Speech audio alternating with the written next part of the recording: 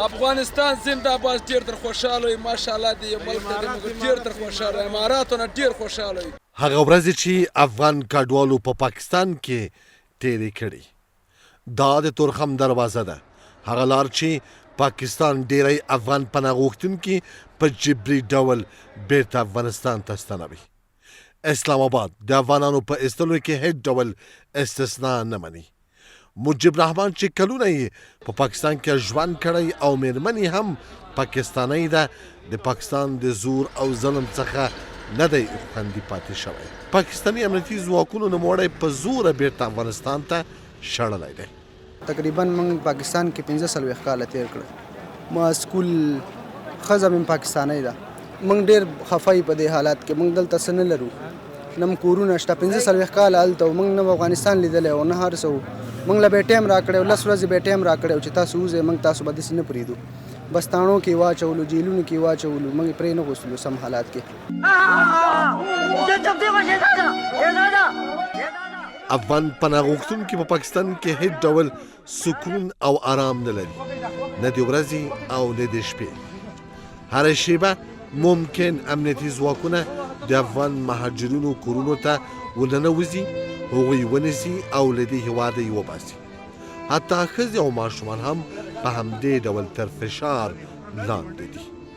عزیز الله د همدې ایستل شوو افغانانو له ډلې څخه یو بل کس دی، داسې سړی چې مېرمنې او اولادونه یې لا هم په پاکستان کې پاتې دي خو خپله شړل شوی. نن 15 ورځې کېږي زه نیولی یم په زوره او په زوره زه شړلی یم او خپله زه شړلی یم، خپله نیولی یم، زه یې اړولی یم په افغانستان په خاورې باندې او کډه مې هلته پاته ده.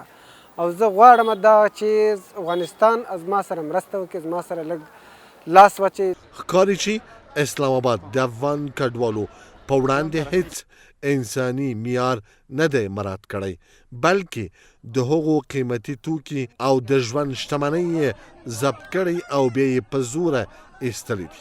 په ورته مهال د پاکستان د پوځي ادارې لخوا د افغان کډوالو وهل، زورول او تعقیبول جدي اندېښنې راپورته کړي. ګڼ افغانان د پاکستان په بندخونو کې په سخت وضعیت کې ساتل کیږي. اینا که نیست شب میامد هر چیز که دستش میامد یا پول بود یا موبایل بود یا چیزی بود همه مامورایش میگرفت.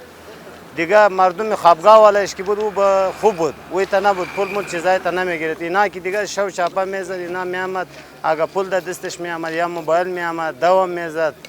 بسیار برخوردار خوب نمیکرد کاری افغانه. په افغانستان کې داخل د کډوالو په کمپونو کې هم ستونزې شته، لکه څنګه چې ملا محمد هاشم میوندوال چې د پاکستان له پوځي رژیم څخه د ایستل شوو کډوالو د کم مسؤل دی، د دغو ستونزو یادونه کوي. او د موسسې چې دی IOM پیسې چې دی هغه یو څه مخکې کمې شوي دي، وایي 40 کورنۍ ته د ورځې دوی پیسې ورکوي. بیا یو بله موسسه ده هغه یو څو ته ورکوي، او یونیسیا چې د کاټو والا ته پیسې ورکوي هغه مخکې ټولو ته ورکوله.